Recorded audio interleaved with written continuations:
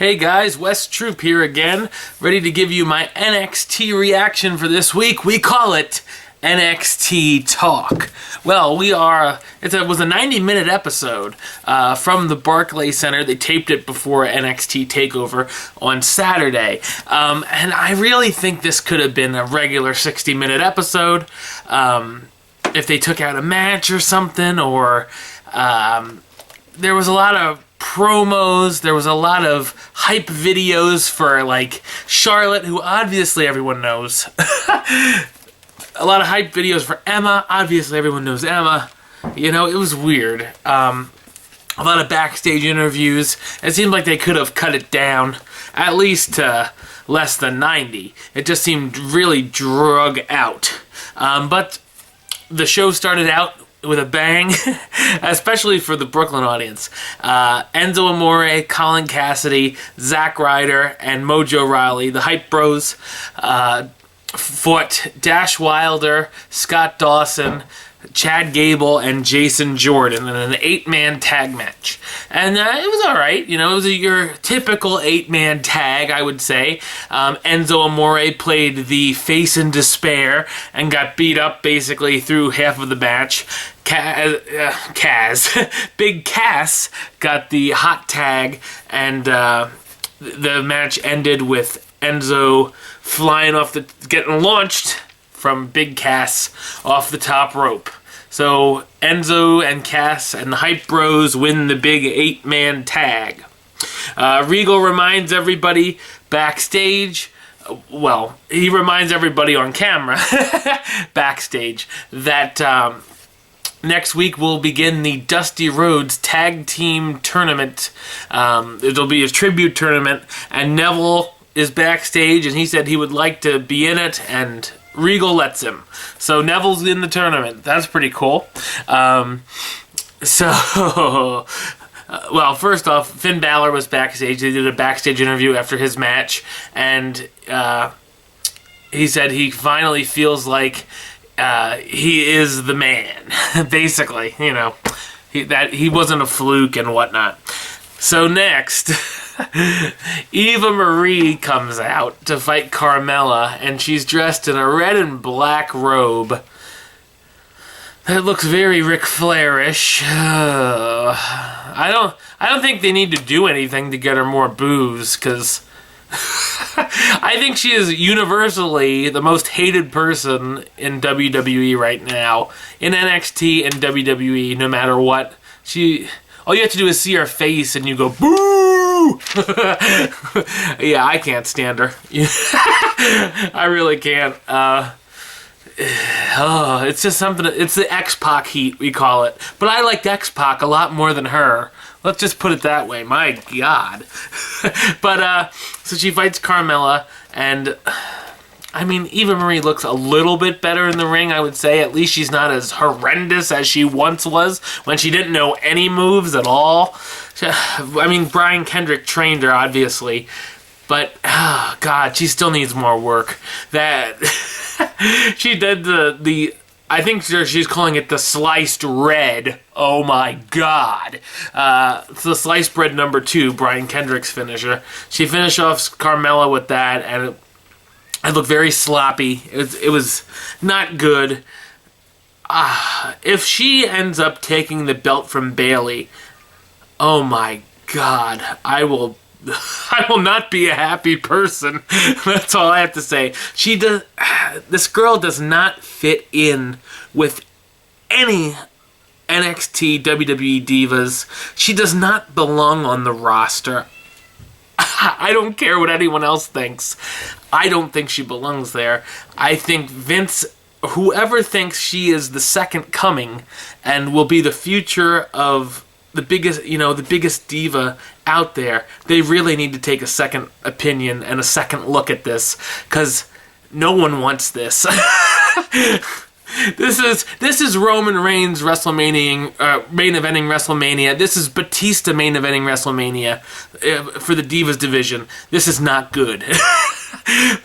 Maybe, and who knows, maybe I'll look back on this in 6 months and say, okay, I was wrong, but I really doubt it. Anyway, enough about my roast of Eva Marie. I'll save some for the next time she wrestles. All right. There was an interview with a teary-eyed Bayley. Now we'll get to someone with actual talent. And she said how much it meant to her with the moment with the 4 horsewomen in the ring. And it was great.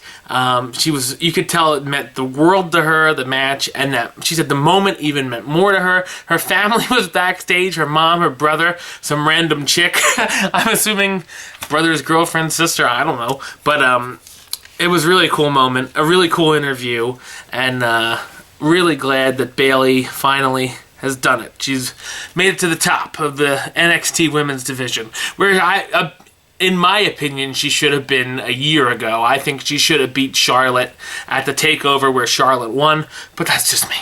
Anyway, but then Sasha would have never... Well, Sasha could have beat Bayley. Anyway, too much what ifs. Corbin and Rhino will be a team in the Dusty Rhodes Invitational. What a team. But I would still root for them over Blake and Murphy. So Corbin and Rhino are going to fight the Ascension in the opening match of the tournament, William Regal says. Oh, God. Oh, boy. I can't wait to see that one. So Elias Sampson comes out with his new Drifter gimmick. He's the Drifter Elias Sampson. Okay. All right, then, whatever. And he fights Bullfit, who gets a big pop because he's from Brooklyn. That was the right place to debut that new gimmick. He comes out in like a Rocky jacket and he's Bullfit. I'm very glad Bull Dempsey finally has something that looks like a gimmick, because he was very boring and had nothing other than just being a big guy. Like no one else has had that before. But yeah, I'm glad he has a little something. He wins with like a leg drop move off the top, landing onto Elias Sampson. Bullfit takes it, and a lot of Bullfit chants, so that's funny. I think that was probably the idea of that character. So then we get to our main event. Emma beat Dana Brooke, Charlotte, and Becky Lynch in a fatal 4-way. So before we get to the finish of this match, it was a lot of going around. It was, they teased Charlotte and Becky ready to square off. They teased Dana and Emma ready to square off. Every time they teased Charlotte and Becky fighting, the other two would come in and ruin the moment. Dana and Emma teamed together, and then they, got mad at each other and turned on each other and whatever. It was the match of this night, at least. But the finish, my God, it seemed like a botch. I'm not sure if they meant it to look like that to surprise everybody or make people like me think it was a botch. But Emma did like the running into the Emma-mite sandwich. That's what it is. She did it to Charlotte, and then she did it to Becky. She pins Becky, 1, 2, 3, but it looked like Emma sort of got out of it. And Becky sort of kicked out, but not in time. But I think Emma was trying to save the pin, and Emma won. And even the announcers are like, Emma's even surprised. And they said, everybody in the ring is surprised. So I think that was a botch. And then Charlotte comes, hits the spear and the natural selection on Emma, pins her with no the referee's already out of the ring because the match is over and the crowd counts 1, 2, 3. So I'm assuming that was probably supposed to be the finish and Charlotte was supposed to win. I'm really not sure.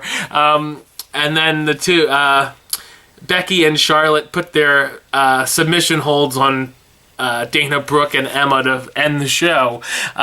So an odd night, definitely an odd episode. I'll be excited to see where things go from here. Will Sasha not come back? Is she finally moving on, or are Charlotte and Becky finally gone? Not that I want them to leave, but believe me, I don't. If Eva is the future of the division, I want all of them to stay to keep her down. But Will Kevin Owens finally move on? And who will step up in those roles? So I'm excited to see what happens, and I'm excited to see what goes down in the Dusty Rhodes Tag Team Tournament Invitational. It seems like some WWE guys are going to mix in there, like Neville, The Ascension, if you can. They're officially roster people for main event and superstars. And sometimes jobbers on Raw and SmackDown.